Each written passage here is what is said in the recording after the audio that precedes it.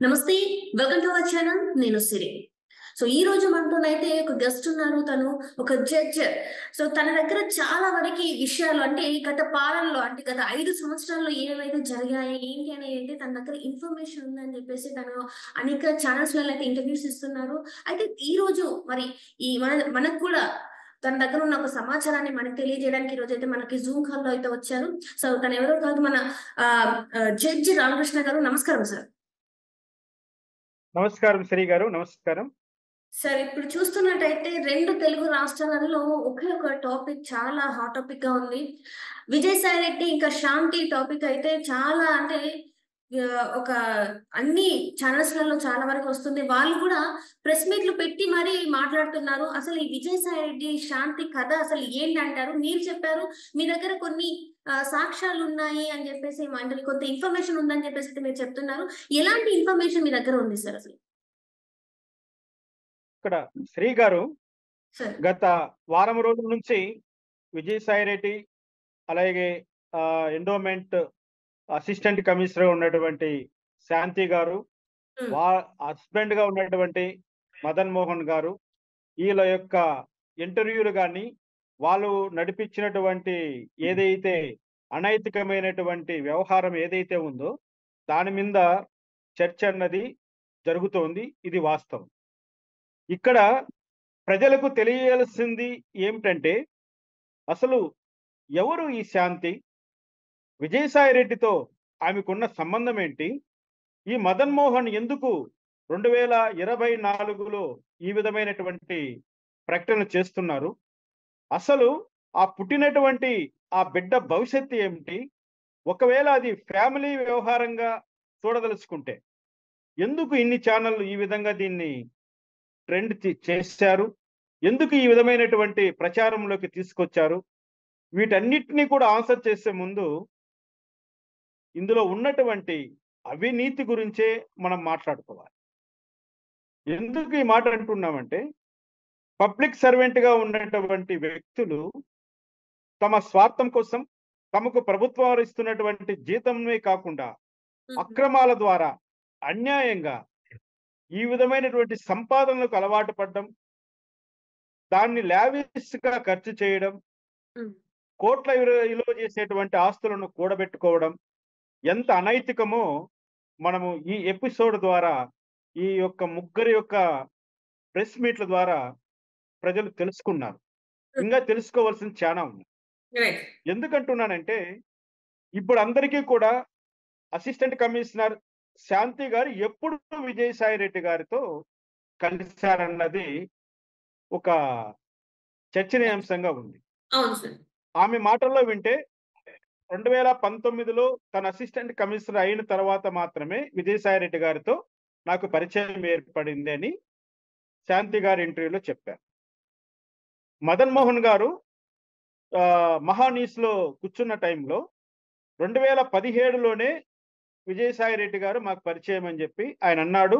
తర్వాత మళ్ళీ వంశీకృష్ణ గారు క్లారిటీ కోసం ప్రయత్నం చేసినప్పుడు, లేదు లేదు, శాంతికి ఉద్యోగం వచ్చిన తర్వాతనే విజయసాయి రెడ్డి పరిచయము అని మళ్ళీ సర్దుకున్నాడు. హ్మ్. అంటే వీళ్ళు కొన్ని అంశాలు నిజం మాట్లాడారు. కొన్ని అంశాల్లో అబద్ధాలు మాట్లాడారన్నది స్పష్టంగా తేలిపోయింది. హ్మ్. ఎవరైతే శాంతి గారు ఉన్నారో ఆమె ఒక అడ్వకేట్. న్యాయశాస్త్రం చదివినటువంటి న్యాయవాది. న్యాయవాదిగా హైదరాబాద్‌లోను, సికింద్రాబాద్‌లోను వివిధ కోర్టుల్లో ఇద్దరు సీనియర్‌ల దగ్గర ఆమె ప్రాక్టీస్ చేసిందనేది వాస్తవం.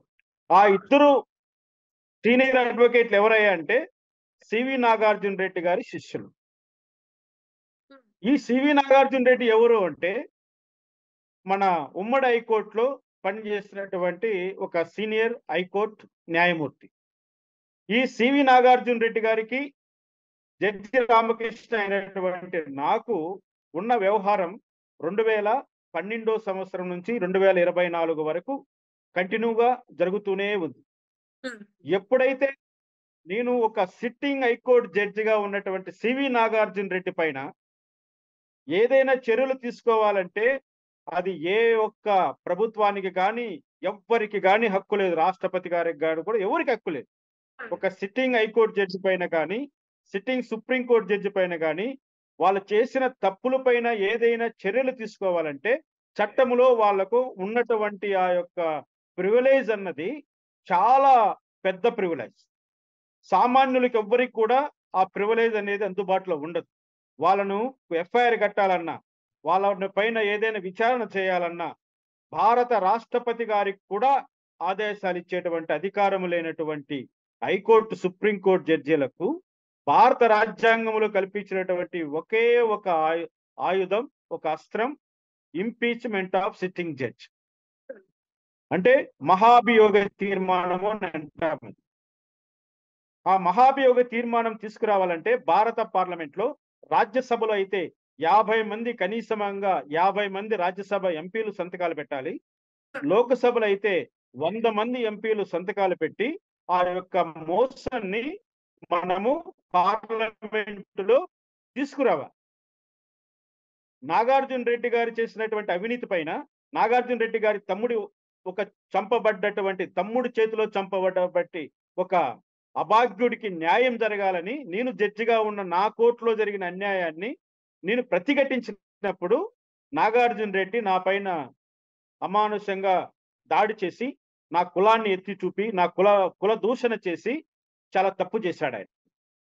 ఆ అంశాన్ని నేను స్వయంగా రాష్ట్ర హైకోర్టు చీఫ్ జస్టిస్ గారికి, సుప్రీంకోర్టు చీఫ్ జస్టిస్ గారికి కంప్లైంట్ ఇచ్చినప్పుడు నాకు రాష్ట్ర హైకోర్టు కానీ సుప్రీంకోర్టు కానీ నాకు చెప్పినటువంటి అంశం ఒకటే, ఒక సిట్టింగ్ హైకోర్టు జడ్జి పైన చర్యలు తీసుకునే అధికారం మాకు లేదు కాబట్టి మీరు రాజ్యాంగంలో ఉన్నటువంటి ఏదైతే మహాభియోగ తీర్మానం ఉందో దానికి వెళ్ళాలి కానీ ఇక్కడ ఎటువంటి చర్యలు తీసుకోవడానికి లేదని సుప్రీంకోర్టు చీఫ్ జస్టిస్ చెప్పారు, రాష్ట్ర హైకోర్టు చీఫ్ జస్టిస్ గారు చెప్పారు, రిటర్న్ గా ఇచ్చారు. ఆ క్రమంలోనే నేను భారత పార్లమెంట్ లో జస్టిస్ సివి నాగార్జున రెడ్డి పైన రాజ్యసభలో 107 మంది ఎంపీల సహకారంతో వాళ్ళకందరి సపోర్ట్ తీసుకొని ఈ మహాభియోగ తీర్మానాన్ని డిసెంబర్ 6, 2016లో నేను భారత పార్లమెంట్ లో పెట్టడం జరిగింది. అప్పుడు ఎప్పుడైతే భారత పార్లమెంట్ లో రాజ్యసభలో మహాభియోగ తీర్మానం పెట్టానో అప్పుడు ఈయన రెడ్డి కమ్యూనిటీకి సంబంధించినటువంటి రెడ్డి కాబట్టి, ఒక జడ్జి కాబట్టి, ఆ రెడ్డి కమ్యూనిటీలో ఉన్నటువంటి జడ్జి పైన జరిగేటువంటి ఈ యొక్క అత్యున్నతమైనటువంటి విచారణను జరగకుండా ఆపడం కోసం ఆనాటి ప్రతిపక్షంలో ఉన్నటువంటి వైఎస్ జగన్మోహన్ రెడ్డి గారి ఆధ్వర్యంలో ఈ యొక్క విజయసాయి రెడ్డి గారు, పెద్దిరెడ్డి రామచంద్రారెడ్డి గారు అందరూ కూడా ఢిల్లీకి బయలుదేరి వచ్చారండి. ఢిల్లీలో కూర్చొని నాకు సపోర్ట్ చేస్తున్నటువంటి ఎంపీలందరూ కూడా వాళ్ళు కొనడానికి ప్రయత్నం చేశారు. ఆ కొనే కార్యక్రమంలో వీళ్ళు అనుసరించినటువంటి అనైతికమైనటువంటి చర్యల్లో ఒకటి, ఎవరైతే గౌరవనీయంగా బతుకుతున్నారని చెప్పబడుతున్నారో అటువంటి అమ్మాయిలందరినీ కూడా ఢిల్లీకి తీసుకొచ్చి ఎంపీలకు వెరవేశారు, డబ్బులు ఇవ్వాల్సిన వాళ్ళకి డబ్బులు ఇచ్చారు. ఈ విధమైనటువంటి అనైతికమైనటువంటి కార్యక్రమాలకు కూడా విజయసాయి రెడ్డి ఆ రోజు బరి తెగించి చేశాడు ఈ పని. నేను ఆ రోజు ఢిల్లీ పార్లమెంట్ లోనే ఉన్నాను. వీళ్ళందరూ కూడా పార్లమెంట్ చుట్టూ తిరిగారు. అందులో ఉన్నటువంటి ముఖ్యంగా ఎస్సీ ఎస్టీ న్యాయవాదులను వీళ్ళు ముఖ్యంగా సెలెక్ట్ చేసుకున్నారు ఆ కార్యక్రమానికి. ఎందుకంటే నేను ఎస్సీ జడ్జిని కాబట్టి, నేను షెడ్యూల్ క్యాస్ట్ సంబంధించిన వాడిని కాబట్టి, షెడ్యూల్ క్యాస్ట్ వారికి సంబంధించిన అంశంలో షెడ్యూల్ క్యాస్ట్ వాళ్ళ ద్వారానే కంప్లైంట్లు ఇప్పించాలని, జస్టిస్ సివి నాగార్జున రెడ్డి చాలా ఉత్తముడని, జస్టిస్ సివి నాగార్జున రెడ్డి చాలా పవిత్రమైన వాడని వాళ్ళందరినీ కూడా నా పైన అగైనెస్ట్ గా కంప్లైంట్ ఇప్పించడం కోసం భారత పార్లమెంటులోని ఎంపీలకి, అదే విధంగా రాష్ట్రపతి గారికి, అదే సుప్రీంకోర్టు చీఫ్ జస్టిస్ గారికి, రాజ్యసభ చైర్మన్ గారికి ఆ రోజు వీళ్ళందరూ వచ్చి కూడా రిప్రజెంటేషన్స్ ఇచ్చారు. ఆ రిప్రజెంటేషన్ ఇస్తున్నప్పుడు నేను ప్రత్యక్షంగా వీళ్ళని చూశాను. ఎందుకు ఈ మాట అంటున్నానంటే, ఈమె నేను ఎక్కడ చూశానంటే మన సీతారాం యేచూరి గారు. సీతారాం యేచూరి గారు ఆ రోజు రాజ్యసభ ఎంపీగా నా ఇంపీచ్‌మెంట్ లో he is the leader of the house. First person. అక్కడ నేను సీతారాం యేచూరి గారి ఆఫీసులో నేను ఉండంగా మొత్తం వీళ్ళు టీం అందరూ వచ్చారండి అక్కడికి. వాళ్ళు సీతారాం యేచూరి గారిని అపాయింట్మెంట్ తీసుకొని ఆయన కలిశారు. సీతారాం యేచూరి గారిని కలిసి వీళ్ళు రిప్రజెంటేషన్ ఇచ్చారండి ఈ గ్రూప్ అంతా. అంటే న్యాయవాదులందరూ ఆంధ్రప్రదేశ్ నుంచి వచ్చిన న్యాయవాదులందరూ కూడా ఆయనకు రిప్రజెంటేషన్ ఇచ్చారు. ఆ రిప్రజెంటేషన్ లో సిగ్నేటరీ ఈ శాంతి గారు కూడా వన్ ఆఫ్ ది పర్సన్ అక్కడ వచ్చిన వాళ్ళలో. అక్కడ నేను అక్కడే ఉన్నాను. నా ముందరే వాళ్ళు కూడా రిప్రజెంటేషన్ ఇచ్చారు. నేనేం అక్కడేం మాట్లాడలేదు. నేను కామ్గా కూర్చున్నాను. వాళ్ళు ఎందుకమ్మా మీరు వచ్చారంటే, సివి నాగార్జున రెడ్డి గారు చాలా ఉత్తముడండి. ఆయన పైన మీరు భారత పార్లమెంట్ లో ఇంపీచ్మెంట్ పెట్టారు. అది కరెక్ట్ కాదు. దాన్ని మీరు విత్డ్రా చేసుకోండి. అందుకని రిక్వెస్ట్ పెట్టడం కోసం మేము హైదరాబాద్ నుంచి వచ్చామని చెప్పి వాళ్ళ సీతారాం యేచూరి గారు చెప్పడం జరిగింది. సీతారాం యేచూరి గారు మిమ్మల్ని ఎవరు తీసుకొచ్చారంటే విజయసాయి రెడ్డి గారు తీసుకొచ్చారు. మేమందరూ కూడా ఇంతమంది వచ్చాము. 175 మంది పైన సంతకాలు పెట్టి ఉన్నారు అప్లికేషన్ లో. ఒక 40-50 మంది, ఒక 20 మంది ఆడవాళ్ళు, ఒక 20 మంది మగవాళ్ళు కూడా, అంటే లేడీ అడ్వకేట్స్, జెంట్స్ అడ్వకేట్స్ కూడా హైదరాబాద్ నుంచి అక్కడికి రావడం జరిగింది. ఇది ఆ రోజు జరిగింది. ఆ రోజు వాళ్ళల్లో వన్ ఆఫ్ ది పర్సన్ శాంతి గారు నేను చూశాను. ఆ రోజు ఫోటోలు కూడా దిగారు. ఆ ఫోటోస్ కూడా అక్కడ మన సీతారాం యేచూరి గారి ఆఫీస్ లో ఉంటాయి. నేను అక్కడ ఉన్నాను కాబట్టి చెప్తున్నాను. తర్వాత వాళ్ళు రాజ్యసభ చైర్మన్ గారిని కలిశారు. అక్కడ కూడా ఫోటోలు ఉంటాయి. అక్కడ కూడా అప్లికేషన్ ఉంటుంది. చీఫ్ జస్టిస్ ఆఫ్ ఇండియాకు ఇచ్చారు. చీఫ్ జస్టిస్ ఆఫీస్ లో కూడా వీళ్ళు సంతకాలు పెట్టినటువంటి అప్లికేషన్ ఉంటుంది. ప్రెసిడెంట్ ఆఫ్ ఇండియాకి ఇచ్చారు. అక్కడ కూడా వీళ్ళు సంతకాలు పెట్టేటువంటి అప్లికేషన్స్ ఉంటాయి. వాళ్ళందరిలో కూడా ఈమె ఉన్నది అన్నది నేను రూఢి చేసుకున్న తర్వాతనే నేను మహా న్యూస్ లో ఈ విషయాన్ని బయట పెట్టడం జరిగింది. ఇప్పటికి కూడా ఆ కాపీ నేను ఆ రోజు తీసుకున్నాను, ఒక జిరాక్స్ కాపీ. అది నా దగ్గర ఇప్పటికీ ఉంది. నా ఫైల్స్ లో ఉన్నాయి. అంటే నేను ఏమంటున్నానంటే, ఈ ఉపోద్ఘాతం అంతా చెప్పడానికి కారణము శాంతి గారితో విజయసాయి రెడ్డి ప్రయాణము 2016 డిసెంబర్ నుంచి ఉంది. 2016 డిసెంబర్ నుంచి ఉంది. వీళ్ళు సీతారాం యేచూరి గారిని కలిసిన మాట వాస్తవమా కాదా అని మీరు కన్ఫర్మ్ చేసుకోవచ్చు. మీరు సీతారాం యేచూరి గారికి డైరెక్ట్ గా ఫోన్ చేయొచ్చు. సీతారాం యేచూరి గారిని అడగచ్చు. ఏమంటే జస్టిస్ సివి నాగార్జున రెడ్డి విషయంలో మీకు రిప్రజెంటేషన్ ఇచ్చారు కదా, ఆ కాపీని మీరు జడ్జి రామకృష్ణ గారికి కూడా సప్లై చేశారు కదా అని అడగచ్చు. నాకు కాపీ ఇచ్చింది కూడా సీతారాం యేచూరి గారే. ఆయన అడిగి ఏమంటే దీనికంతా ఆన్సర్లు తయారు చేయండి, మనము ఈ ఇంపీచ్మెంట్ ను మనం కంటిన్యూ చేద్దాం, జస్టిస్ సివి నాగార్జున రెడ్డిని అన్యాయాన్ని మనము వదిలిపెట్టేది లేదు, వాళ్ళు ఇచ్చే అప్లికేషన్ వాళ్ళు ఇచ్చారు కూడా అందులో ఉంది, మనము అది హైలైట్ కూడా చేయొచ్చు, చూపించవచ్చు, నో ప్రాబ్లం అట్ ఆల్.